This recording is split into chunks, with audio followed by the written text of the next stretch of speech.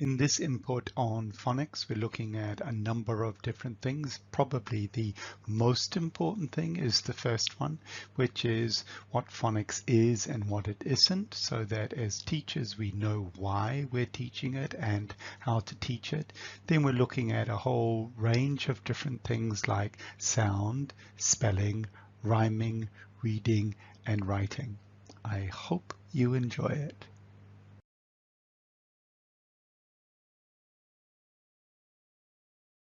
Welcome to what I think is yet another exciting part of language teaching and learning, and that is how we teach phonics.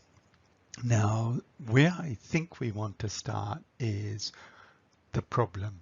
And the problem is that a long time ago, our ancestors would talk to one another, and that was great because when we talked, we understood the words normally, and then we would have a conversation and someone would go away and then they'd come back 1 month later and say, so you said you would sell me 2 cows for 500. And I say, no, I didn't. And that person said, yes, I did. And at that point, we discovered that we needed to write things down. And in point of fact, in the history of writing, the first writing, as far as I know, was about money and accounts and business. So when we look at that problem, then we find the solution in English, and that solution was writing. Obviously, there are many other different kinds of writing throughout the world, but in English, the kind of writing we've got is something that's based on our alphabet, and when we teach it using phonics. Now, the key things to know about phonics are, number one, that phonics is about words we know already, unless we're really intelligent adults. Phonics is about words we know already. So we know the words, and when we're teaching our kids phonics, they already know the word, and then we show them symbols, we show them letters, and we show them that those letters, those symbols have sounds, and that when they put those sounds together, they go, aha, I know that word. And after a lot of practice, and a lot of practice is very important in phonics, after a lot of practice, they look at a combination of sounds, because they are sounds, yeah? Those letters that we put on the page are sounds. They look at those sounds and go, ah, I know those sounds, I know that word, I know that one, that one, that one, that one, and so on. And then they are reading. So let's be nice and clear on that first and that fundamental point, which is that phonics is about words that you know already. Now, when you're teaching kids, you will, I'm sure, make sure that they can do listening, that they've got good listening skills, that they're developing speaking skills, and you know when they've got those, then that's the time, probably after the age of 4, when you can start teaching them phonics. Sometimes some teachers get it round the wrong way. They get it, as we say in English, they put the cart before the horse. Yeah, sometimes some teachers try to use phonics to teach speaking and teach phonics to teach the pronunciation of a word, and that's exactly round the wrong way.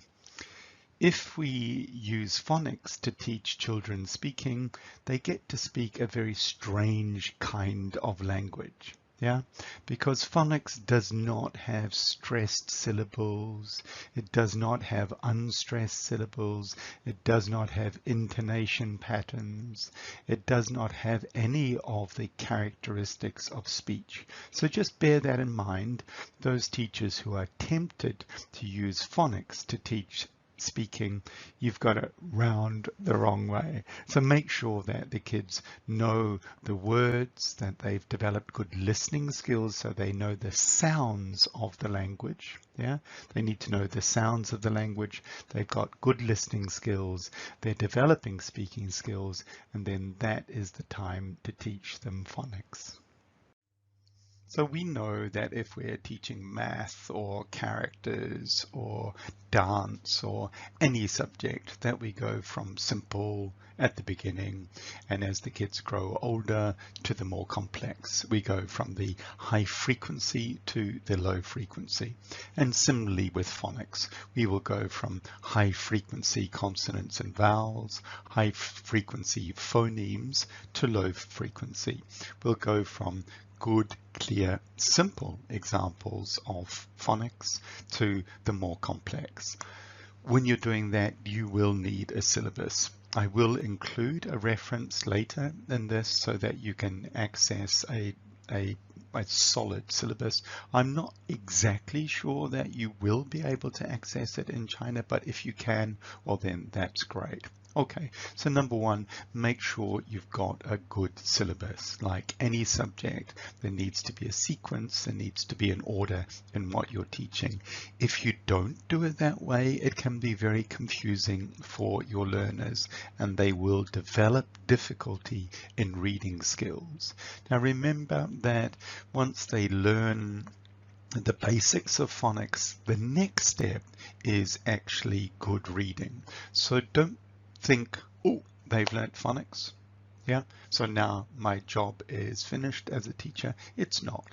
Then they need to develop specific skills in relation to reading, and whether that's reading to answer questions to do with general meaning or detail or prediction or inference, that's something that will come later. So those are pretty key points to observe just there. So the next thing that I'd really like you to be aware of is that phonics requires a lot of repetition, a lot. So when a kid is looking at a series of phonemes and decoding those, you want to get to the point where that repetition is rapid. Yeah, really, really quick. And that's why you will find there is big benefit for your learners in what you do in class. And we've got a lot of those coming up for you, but a lot of practice is also necessary, and try and use some good apps or some websites for that. So key things: one, make sure you've got a syllabus. Yeah. Two, recognize that after phonics as a process, they need to develop reading skills. And third thing is make sure they get lots of practice so the recognition is rapid.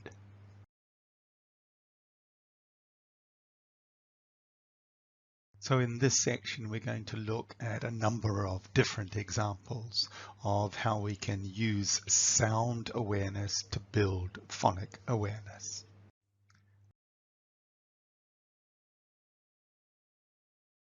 Our learners probably think that a word has one sound, and what we want them to do is realize that words are made up of different sounds, and that when we put them together, then we have the full and accurate sound of the word. When we want them to develop phonic awareness, the way of breaking that word down into its component parts is to look at syllables.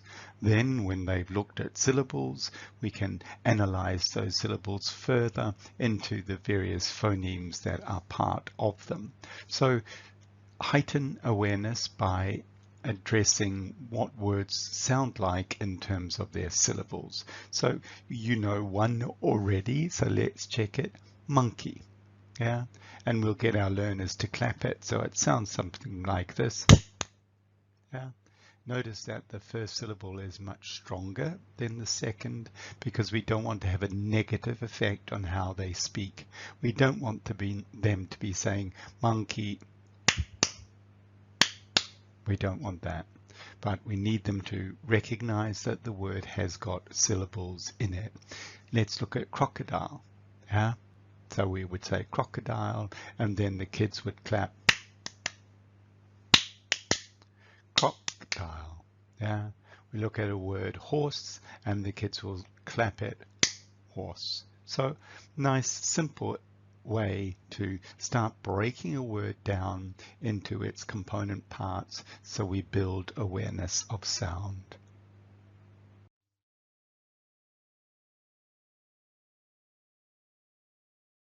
So this is a fun little task.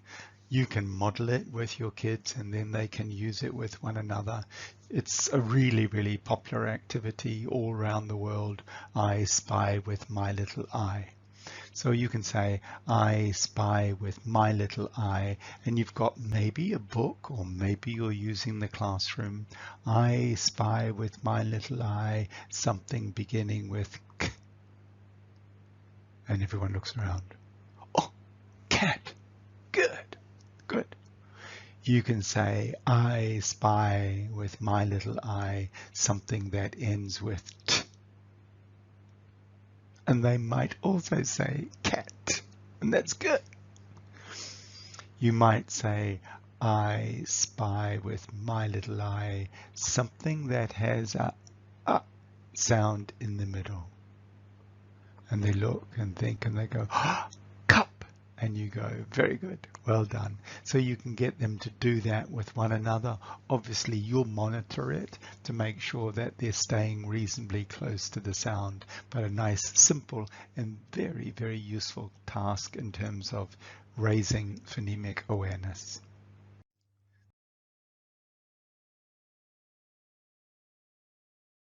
There are two versions of this, both good, one simpler, one more complex. So the simple one is the teacher holds up a flashcard and says the word, and perhaps it's got a table tennis bat on it, and the teacher will say bat and then pass it to the next kid who says bat, who passes it to the next who says bat. So nice, good way of just checking the sound of a word. The next stage or the next level is exciting in terms of phonemes. So the teacher does the same, holds up the card, says bat, and then says b-at. Yeah. If needs be, doing some checking of that with the whole group or the whole class. But the teacher says bat and then b-at, passes it to the next kid who says bat, b-at, passes it to the next kid who says bat, b-at. You can do that, and that's really, really good. Lots of good practice in that. Do bear in mind that if a kid is struggling, what you should do is not let them struggle, but get other people to help them in their production. Yeah, so nice simple way of checking words and phonemes.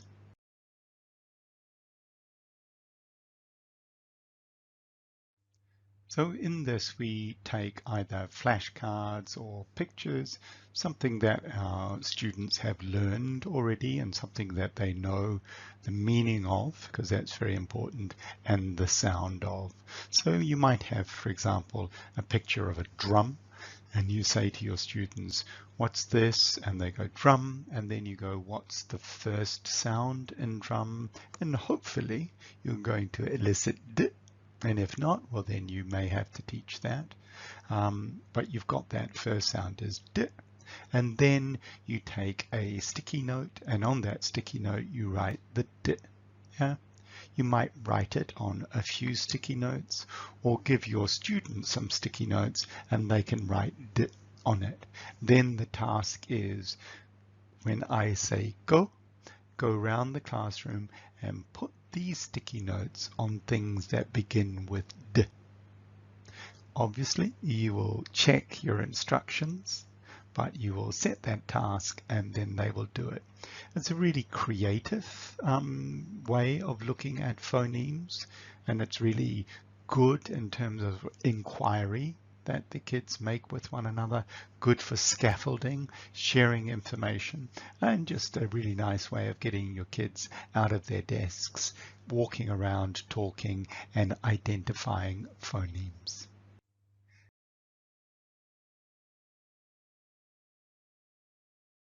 Now, this is a fun one, but you'll need some of these. And in one of these, what we're doing is we're letting our learners realize that there are ways of stretching sounds and words and bringing them back together. Because really, when we do phonic decoding, we really stretch the sound. So if we're looking at the word map, yeah, and we want our learners to understand that there are component parts, then we separate them, and we do that by doing this map. Cool. And then we let it go, map, yeah, and then we do it again, map, let it go, map.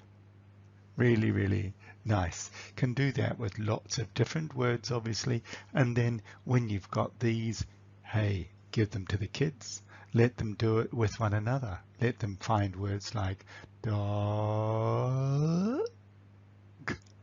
dog. Really good way of heightening awareness of the component phonemes and words and having a little bit of fun.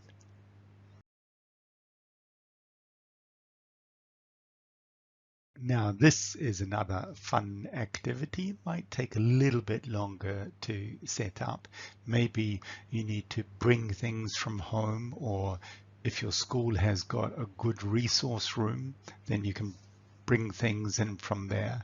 But what you're saying to the kids after you've put everything out on a table, all kind of food items or shopping items, is you tell them, I'm going shopping and I want to buy something starting with P. And then you watch the chaos.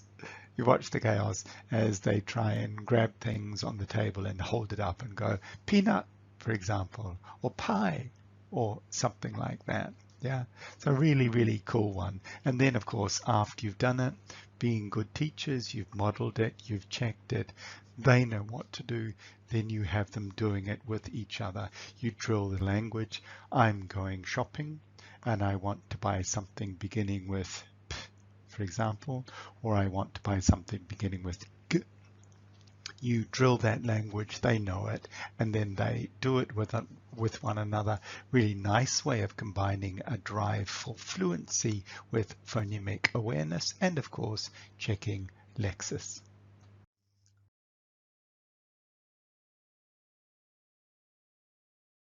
This is a fun activity involving fairly close listening, in which the teacher puts cards in a particular order, cards that are words which the students should know or may know, and then the kids put their cards in exactly the same order. The teacher will call out 2 cards, so for example, donkey, monkey, and then the kids will swap those cards in their order. The teacher might call out another 2, like kite, light, and the kids swap those. When the teacher's finished doing that, then quite cleverly, obviously, you get children to check one another's, and then the teacher will call out the correct answer and show the correct cards. Children who get it right can get up and say, I kept the order. So really good listening task, and very closely related to phonic awareness, obviously. And in that listening task, you want to try and choose words that are a little bit similar so that the listening skill is that much more attuned. But a really nice task for developing phonic awareness.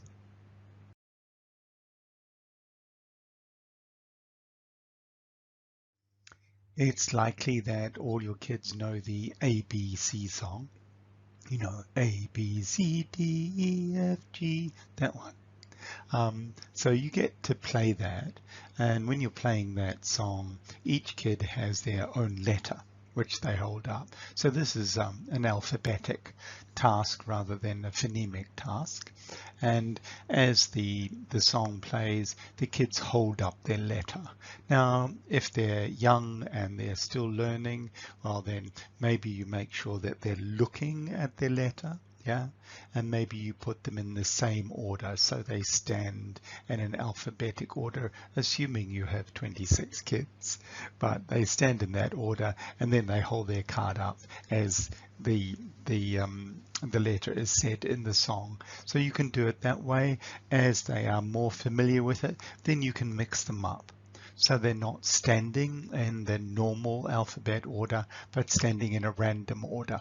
And that's a really cool way of getting a lot of good practice at identifying and saying letters of the alphabet.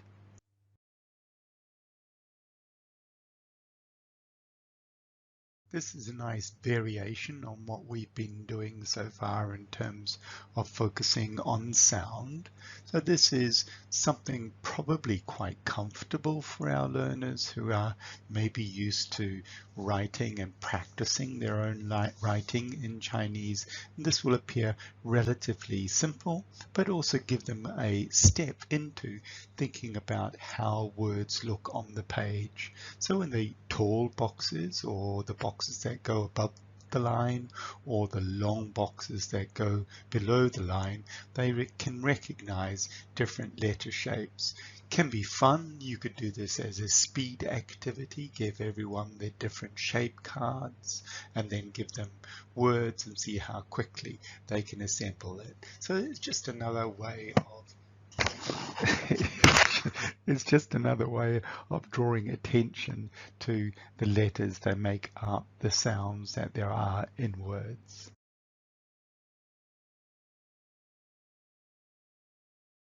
So this is quite an enjoyable little task in which you get your learners to maybe write out the letters that they have learned, or if they haven't got to the point where they can write them, well then give them the letters.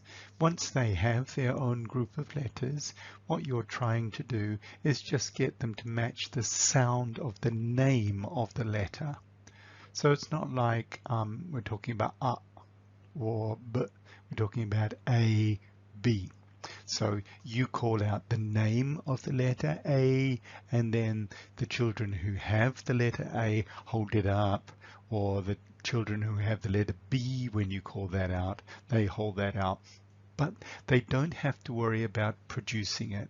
So it's giving them an opportunity to focus on what the letter looks like and what its name is. Obviously, you'll get lots of other practice, and in that great song, A, B, C, D, all that, you get more practice of it. But just because they can sing the song does not mean they know the letters. So you want to do that, but you do want to get a lot of extra practice in terms of perhaps a little bit of writing and then some conscious matching of the sound to the letter.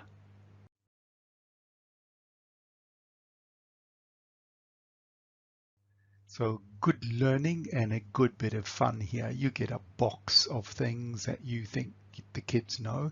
Make them as real as you can. If they're toys, that's okay. If there are other things, that's okay.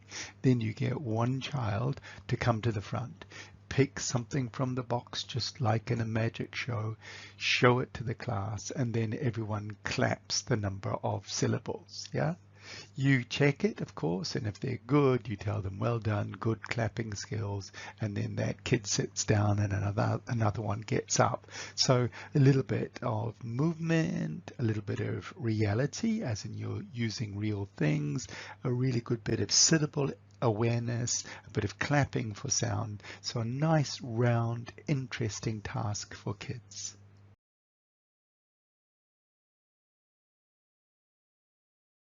More fun here in what is a classic classroom task, which is hangman. Okay, it sounds a little bit macabre, and probably it is, but what it does do is it engages the children in a competition that they see is quite important, and the competition is with you because you are the hangman. Yeah, you can obviously choose words that the students know the letter to, and if you're a kind teacher, yeah, then you do little deals with them, which is, for example, if they're having trouble, you might say, okay, you can get back one leg, or you can get back 1 arm if you can spell apple. Yeah? And if they spell apple, then you let them have the advantage of that. Or if you're really kind and they're really struggling, you can add fingers. Yeah. So they get many, many more questions. But really, really nice thing to do. At the end of it, make sure that you do a little bit of pronunciation practice of that word, so the takeout is not just the spelling, but the full sound. And remember, when you're doing that sound, pronounce it clearly and well.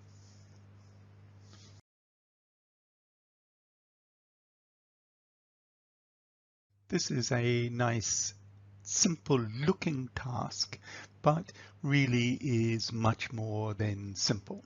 So in the center of a circle, we're putting a word that we have chosen, and that word might be Jack. What the students have to do is find other words that have got the same sound.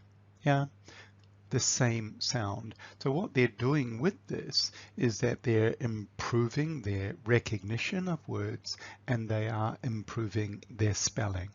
But the complicated thing here, and the thing that you will be aware of as the teacher, is that when they choose words that look the same, they may not necessarily sound the same. So that's your task.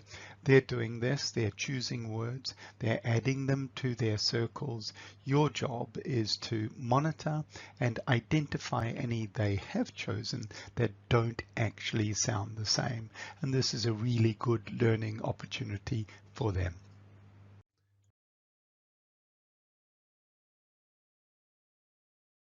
One of the things that we need to be aware of in teaching phonics is that the outcome is very fast recognition of sounds.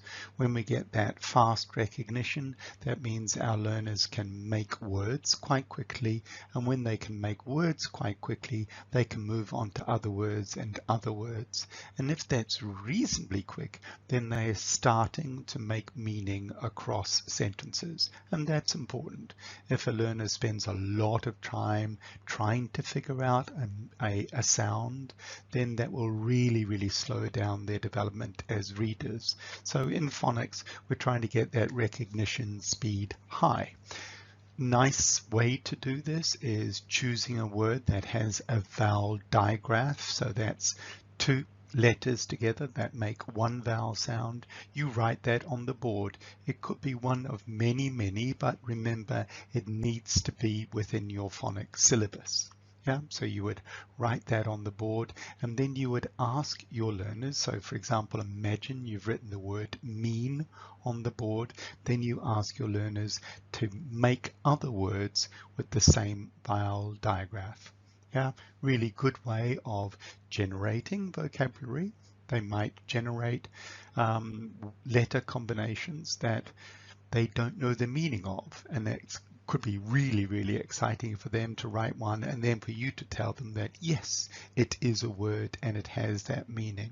So another way of building rapid recognition is to use this kind of task with vowel digraphs.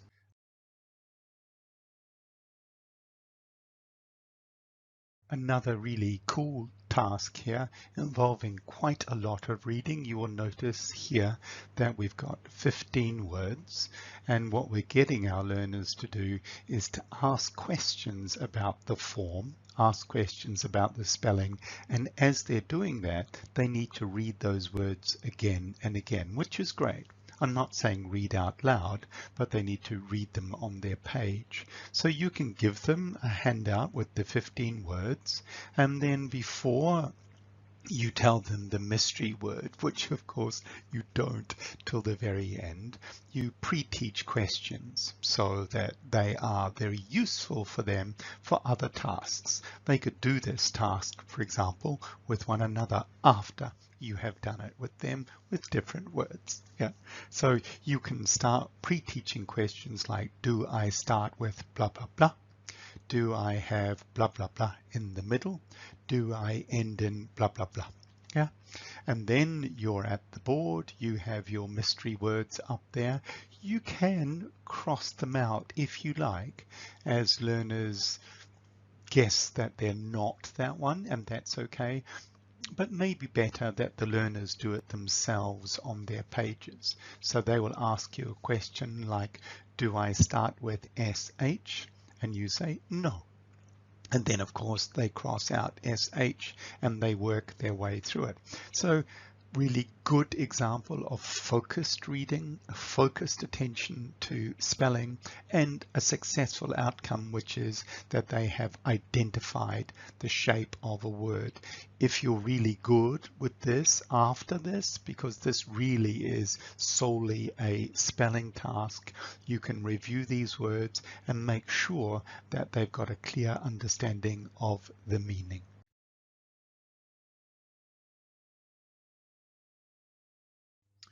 As teachers, you will have a list of words that you want your learners to learn because they're part of your syllabus. And similarly, within your phonics syllabus, you'll have a list of words. Now, it's really good to have words that they are targeting, and you are targeting, obviously, on cards, because then it's very easy to retask them. You don't have to print new paper or whatever, or anything that you might do with your material. What you can do is give the cards to the learners, words that they know already, because what we're looking at here is revision and speed, and then you give them a task, which is put all the words that end in ed in one pile. Ready, go. And then they do that. Maybe you get them to compare with one another to check, and then you check the answers. Then you shuffle them up again, and this time you say, okay, this time I want you to put words in one pile that have a silent E.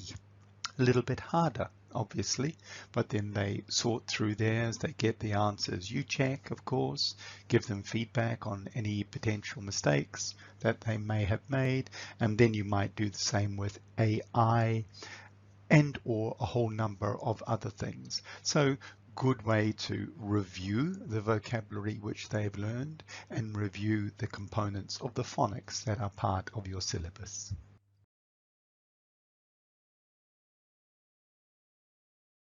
Okay, so there's a little bit of time to prep this, but you can use the magic of the internet to generate your pictures quite quickly. And once you've got them, the objective is for your learners to match the picture to the letter of the alphabet, obviously. And then once they've done that, set them out in alphabetical order. So that's really cool. You can do it once, and that's great. The learners have got the visual image of the animal, probably an animal, that they're matching with the letter of the alphabet, and that's really nice to have that image associated with the letter and the sound. Then, of course, you do that again. And you do it again, not on the same day, but you do that regularly so that the alphabetical order and the letter recognition goes up and up.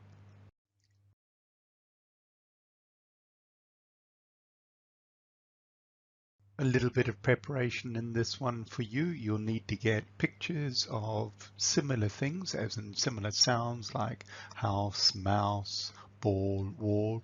Mix the pictures up together and again, then give the kids a task, which is to find the pictures with matching sounds. Lots and lots of wonderful things you could do with that. Obviously, you can vary that, so match the pictures with end sounds or match the pictures with beginning sounds. So lots of ways you could retask those pictures and really build the benefit of that as a phonic activity. Other nice entertaining thing you can do is you can call out two words. If they rhyme, the kids can jump up. If they don't rhyme, they need to stay seated. So you might call out pee, pee, and then the kids jump up. You might call out hat, mad, and then aha, hot. They can't, yeah. One's hat and the other one's mad. So lots and lots of fun you can have with that and create opportunities for learning and clarification.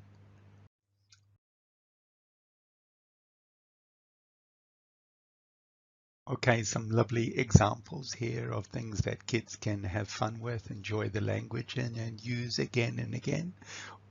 Some of the old classics are things like I scream, you scream, you'll scream for ice cream. And of course, you can imagine how easy that would be to do again in the summer, on many different days in the summer. Another one that you can use is I saw Susie sitting in the shoe shine shop.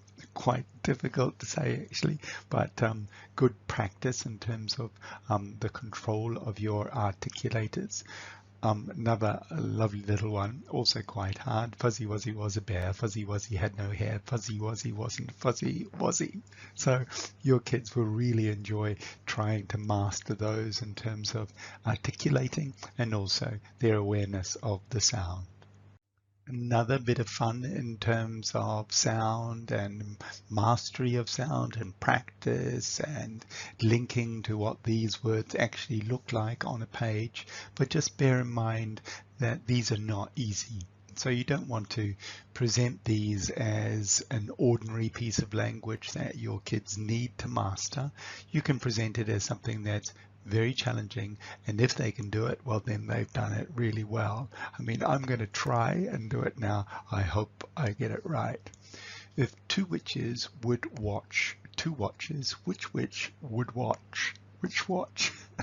Tough, tough, but you know, entertaining, playing with language, and in language learning, you want that playful component, that sense that you're having fun and that you're playing as you're learning something, just to keep the motivation of your learners high. I don't want to sound like it's all fun, but we can have fun. One of the things that we know kids really like is some sort of chant or some sort of rhyme.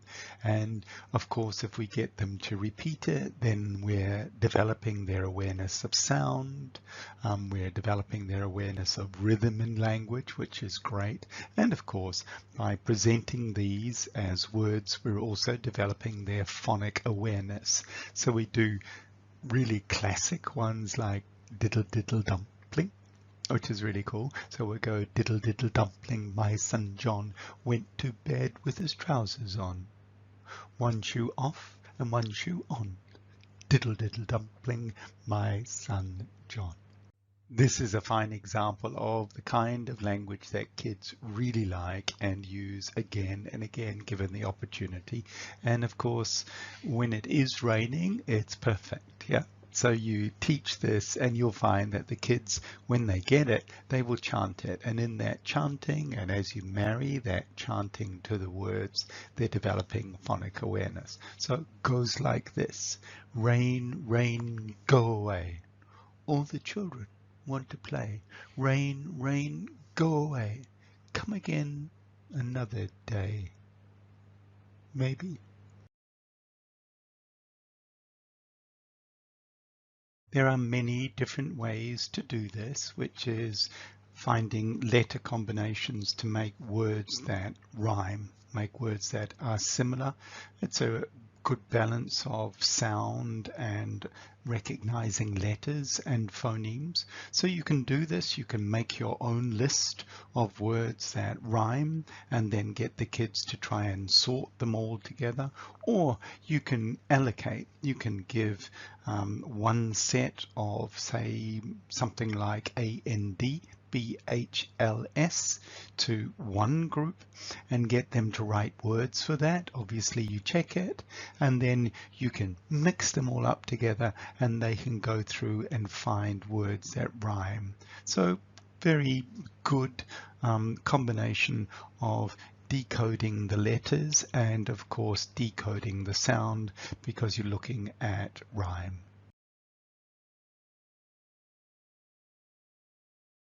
One of the mainstays of our teaching kit, if you like, as teachers, is flashcards, because there are so many things you can do with them. Lots of questions that you can ask. And yeah, they're a wondrous and very, very simple material that you can use in your classroom. One way of using them for reading skills is the kind of quick peek or slow reveal. So you have a flashcard. Imagine that you can't see it, as in you're the student and you can't see it. And I very, very, very, very slowly start turning it round like this, very, very slowly. And then you'll find that all the children are bending their necks so that they can get to see it. And then you get to the point where they can see it and they call it out. Yeah, it's a really cool way of getting them engaged in a little bit of reading. Of course, there are variations on that. You know, you can have the card at the back and have a covering in the front and very, very, very slowly reveal the word. And then they can try and guess what the word is based on the big letters, and then you reveal it and they call it out. So nice step towards reading. This is a variation on a standard card game, and I think we've all played cards. And for example, you put down a 2, if someone else puts down a 2 on top of it, then you go snap. And if you say snap first, then you get all the cards. Obviously, you don't show everyone the card as you're putting it down. You kind of put it down and turn it over at the last moment. And that's the same thing for this. So you shuffle up some cards, and on each card you have written a word, and obviously a number of words are the same. The kids have the cards and they play them, and they try very hard to say snap before someone else does. So if one word facing up is dog, and then someone else plays dog, then the person who sees that first calls snap, and then they get all those cards. So nice bit of quick recognition reading skills.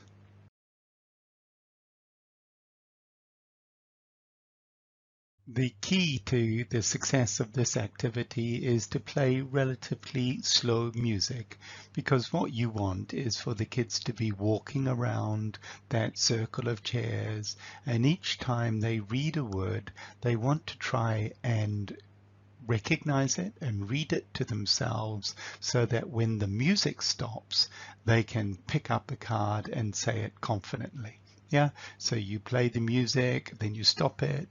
As soon as you stop it, each kid has to grab the card from the chair in front of them and then read it out for you. So, good way of encouraging quite a lot of reading and a little bit of production.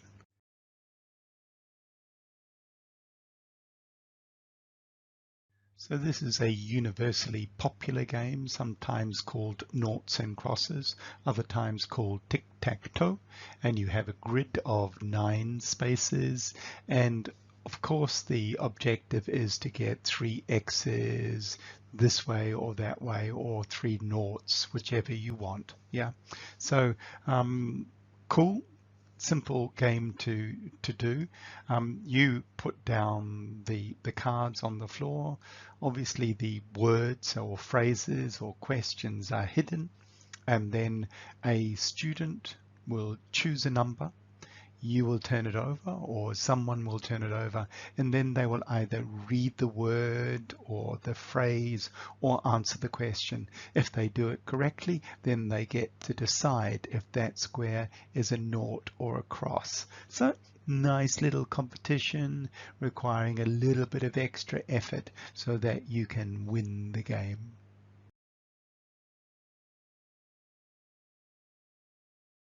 A fairly popular activity. You can buy these books pretty much in any bookstore that's dealing with language learning, or you can buy them online, or you can get an app version of these. It's good. it's good for practice and, really good for kids to build their speed in terms of that rapid recognition that we want for moving towards reading. But don't use it for teaching, yeah? It can be very confusing for a kid if they haven't mastered sounds and then they are exposed to what is a lot of testing. With phonics, you want to make your learners feel comfortable and confident in their decoding and then give them opportunity to practice.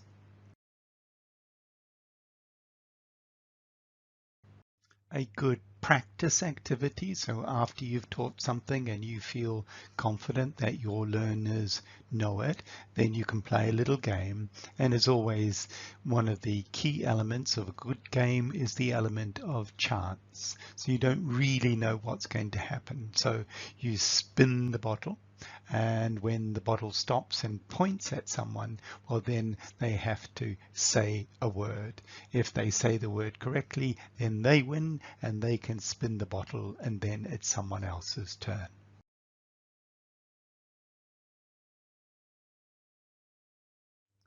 So for this, you'll need scissors and some paper, obviously with words on it, maybe lots of paper with lots of words, and then you let your kids cut the words up. Careful with their fingers, but they cut the words up so that they just have the letters.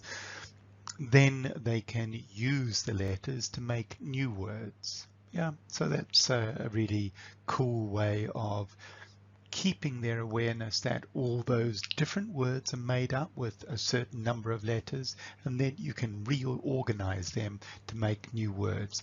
One important point though is that before you chop those words or letters up, make sure that you have made very, very clear where the bottom of the writing is, because it's very easy for kids to get confused with a B and a D or a P because they've turned them over. So perhaps get them to draw a line under each letter so that they know exactly where the bottom of it is. But really nice, simple task that is moving them towards writing. We can create a bit of support for early stage writing. Obviously that micromotor stuff, so you practice very carefully writing with a pencil or some such, that's great. But then we can have a more relaxed approach, which is writing in sand, and of course kids love that. And then you erase it and do it again, so you can do that. You can dip your finger in paint, which is really cool, and then practice your letters that way. Quite exciting, a bit messy. You want to make sure there's not too many good clothes about. And then of course there's writing in the air, yeah.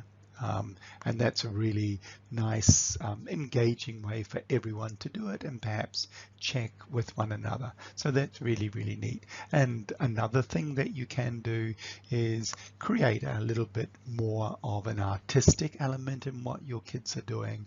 And they can write a word, but they can write a letter, each letter with a different color.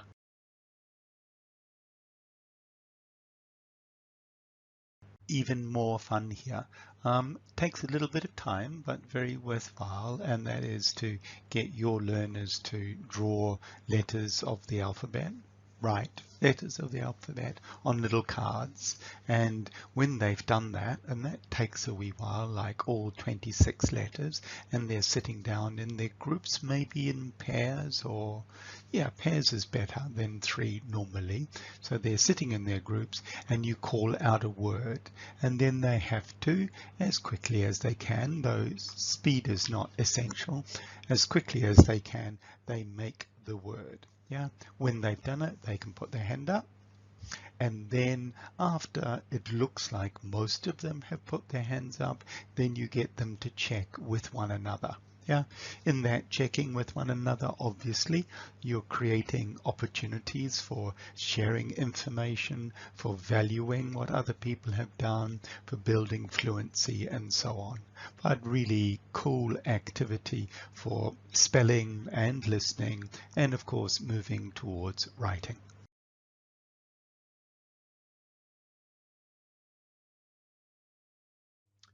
Well done for making it to the end of what is quite an extensive input on phonics. There is more, obviously, and what you've received just now is some awareness of what phonics is and how you can go about teaching it. You are aware that in order to teach phonics well, your kids, your learners must already have a good deal of exposure to sound. So they must know what the words sound like already before you start teaching them phonics. So there's a lot in that to make your phonics lessons more interesting and hopefully more balanced. And what I will do now is I'll include on this slide a link for what I think is a particularly good site. The material for teachers is very, very good. The option for learners is a paid option, but that's entirely up to you in terms of how you deal with that. So thank you for listening. See you on the next input.